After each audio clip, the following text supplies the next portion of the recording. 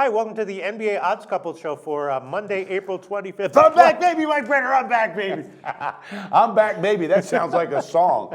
I am. Baby, I'm back, baby. Pistol Pete. Mike Brenner, did you know that my NBA second half tweets are 6 and 2? I did not know that, Pistol Pete. You've been gone for a week. Yeah. I tried to get up with you a couple times. You're not too big on responding to me. You're all right on 6 responding and to 2 messages. on my second halves. Most of them were winners. Gotten burned with some Houston Golden State totals, but other than that, basically sweeping the board. At this point, I'm just glad to know you're tweeting. That was a big yeah. step for you, and we had bloggers out there that wanted it done. So now every night you can check out Pistol Pete's tweets for the second half. Overall, plus 3.5 units, plus 7% RO. I'm glad you're back. This is the worst playoff run I have had yet in my handicapping career. I'm not making an excuse, but I mean, I'm still 50. There was one obvious play, OKC on the first half, -5. I had a quarter, a half, and a game. I nailed 3 of them. Okay, so at least you got I'm still above 54%, I'm at 54%, but it has absolutely been the worst. And you know what? When you left, I had some bloggers telling me, hey, you better look out. You might get that Jordan Sharp jinx. Oh, yeah. And of course, I don't believe in that, and I'm not going to put it on anybody, but I'll be damned if it didn't come true. And Jordan actually did very well on his picks, and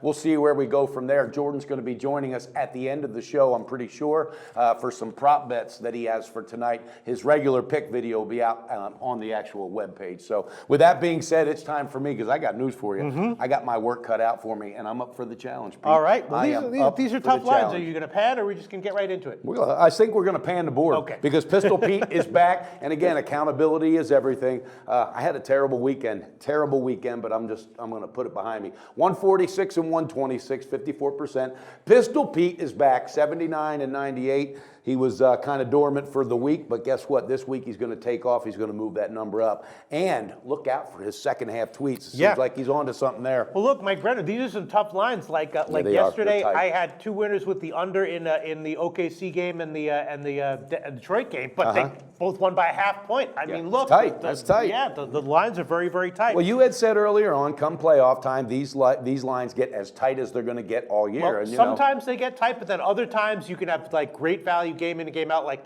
with that OKC first half. It's sort of like. Well, what's your thoughts on quarters and halves? Are they tight, or could they be tighter? Oh well, they're definitely beatable. That's why the limits are so much lower. Yeah. So they're definitely well, I'm ready, buddy. Let's get into it. All right, let's get into it. it. First game, Miami, Charlotte. Now, this is one that I'm proud to say I didn't tweet it out because I was too nervous about it, but I was all over the shift to the low scoring to the under in Game 3. Okay. I had the first half under in 103. It went down, and when I saw it go down to 101, I knew I was on the right side. Charlotte, of course, changed up their strategy. They did. They went to a big, bigger lineup, buddy. Totally worked. Wow. Now Miami's going to make their adjustments, though. Well, yeah, and Hassan Whiteside, he said it caught him totally off guard. He said they had no idea. They thought they were going to be posting up with Jefferson, but instead they were posting up guards and things of that nature. So it's a chess match now. Right. Now, my sense on this one is that once again, the first half under is going to be a good bet, 98.5 or 99. Am I going to bet it? But it's the same thing with the Game 3 one. It's like I liked it a lot, but you never really know what's going to happen. That I just didn't want to go public with it. Yeah. I'm leaning under 99. I don't know if I want to give that as a pick here. What's your sense on this game? Think Miami makes adjustments and comes back? I think they have to, and if they're any kind of a quality team that they looked like in the first 2 games when they put up 121 and then 115, all right, if they're looking to be that team and to claim that as their label, then they got to show up tonight. They have to be able to make the adjustments. I said it earlier. I actually said it with Jordan. My hat's off to Spoelstra. He's done a really good job with what he's had to work with and blending everybody. I think Dwayne Wade gets in the head of his players tonight and goes, you're damn right, we're going there and we're going to get the W. So I'm taking the game. This is one of my big losses the other day. I'm taking the full game, and I got it at plus 2.5. Yes, it's 2 or 2.5 market wide. I'm going to take the extra half a point, Pistol Pete. So do you think they're going to get it done by going back to the high-scoring strategy that worked in the first 2 games? I think Dragic is going to take off. I think Joe Johnson, look for him to do a lot of perimeter shooting. I think they're going to be shooting probably 5 to 10 seconds, not 10, but 5 to 8 seconds sooner than they would have. I really do. I think they're going to pick up the pace. So you expect them to pick up there because Miami, as we know, can also have success playing a defense-oriented Of course. Half-court shutdown for them works very well. One other factor that did take place the other day, hell, I wish I would have put money on it, but Jeremy Lin, he had to show up. He did show up. What will they do to that tonight. How will they defend him? So it's going to be a chess match. It's interesting, but I like the position. Full game, baby. That's Brenner's Plus first 2.5. Plus All right, 2.5. Fair enough. Then we have the next one. The OKC and Dallas game. Now, obviously, Dallas is completely cooked. The last OKC first half, I was all over, and I saw it. I was like, oh man, this is like the ultimate Mike Brenner play right here. Yeah. And of course, it cashed easily. Now for this game, minus 14 and a half. It's tricky, and I don't mean to cut you off. Yeah, go ahead. What really hit me this morning, Pistol Pete, and now I'm glad you're back, by the way. High five on that. No, one, I'm serious. I'm glad you're back.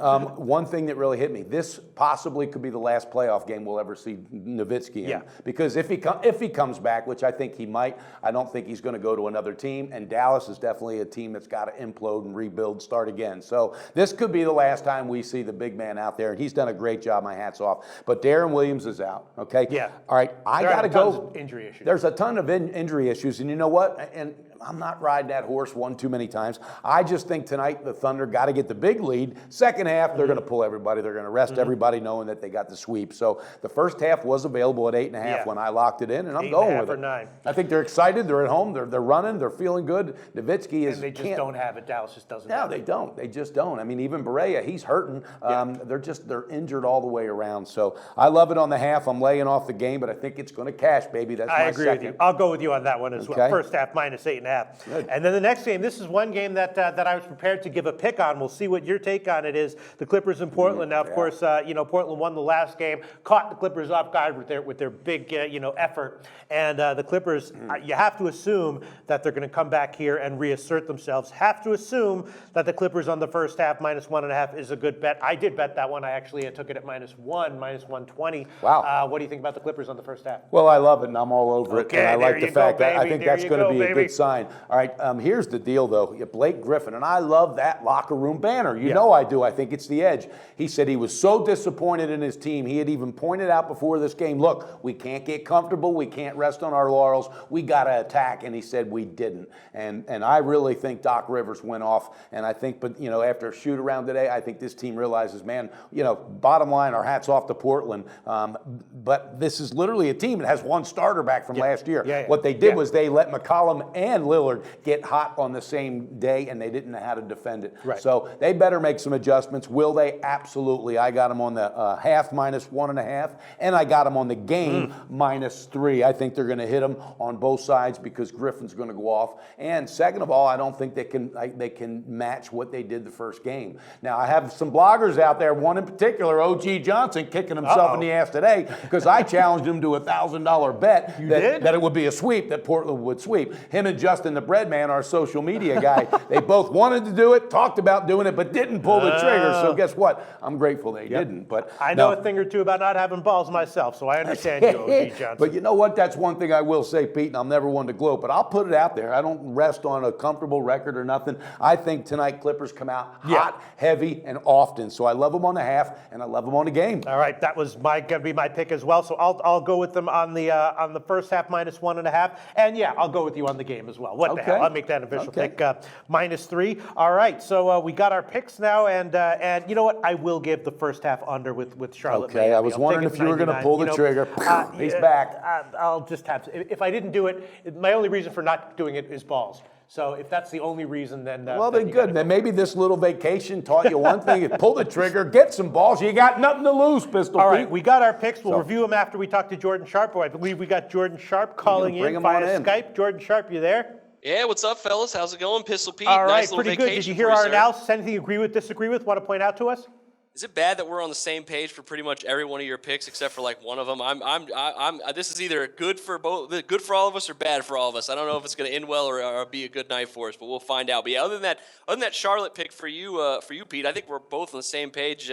Love you guys' analysis on the Clippers Blazers. I think the Thunder are just going to absolutely roll it home, and I love that first half play because you got to think that they're going to come out and want to get this one over with early so they can have some good feelings about it. So yeah, I'm feeling pretty good about all of those picks tonight, guys. All right. So can I ask one quick question? Absolutely. What's your take on the pace of expected pace for Miami, Charlotte? Do you think they're going to revert back to the high-scoring ways that got them success in the first two games, or do you think they're going to try to take Game 4 by clamping down on defense themselves?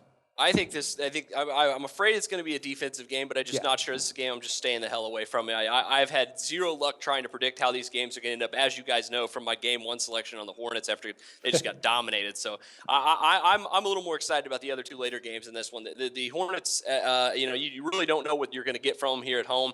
That big lineup did help a lot, though. So I think Miami's going to make some adjustments to that, but they can't. I don't think Frank Kaminsky, some of these guys are going to continue to have some of the success they had in game number 3. Right. Hey, Jordan, real quick, what do you think? Are there any prop bets that are just sticking their heads out that you really think are going to be one to cash on, or should the viewers just wait and check that out later on?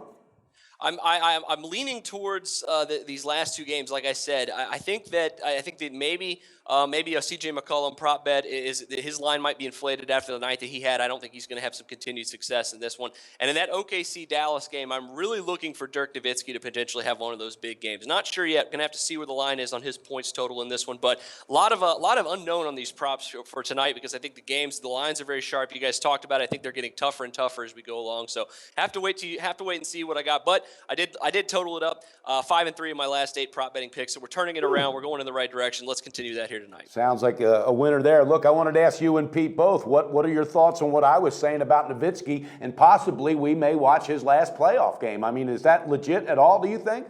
Might be his last playoff game as a Maverick. I don't know if he was faced with Mark Cuban coming to him and saying, "Hey, I don't know if we're going to be able to re-sign you, or maybe we should do a sign and trade with somebody to give you a chance to win a title elsewhere," because they're rebuilding next year. It's almost on a foregone conclusion. So I don't know. I think it's really up to Dirk whether or not he's like, "Hey, I think I'll go out playing with the same team my entire career and be content with that one NBA championship they had, or I'll go chase another one with another team as a role player." I don't know. I think it's all up to Dirk at this point, though. Yeah, as far as I'm concerned, if it doesn't have to do with a bet or odds, I can barely understand the question. Okay, and you know what? I like that. I like that, but guess what, Pistol Pete? Sometimes I still have to throw it out there. There's that fan inside of me that thrives, that loves it, because that's what got me into this, a bottom line. And there will probably be some interesting prop bets, but Jordan brought it to light. I think you're right now. The more I think about it, I think he might go ahead and do a sign and trade or something like that and get with a contender if he plans on coming back. Okay, with that being said, Pistol Pete, I'm turning it back over to you, buddy. All right, let's just review our bets. I guess we're on all 3 of yours. I'm on as well. Yeah. That is OKC first half minus 8.5, LA Clippers first half minus 1.5, and full game minus 3. And that line is heading up right now. Greek is the only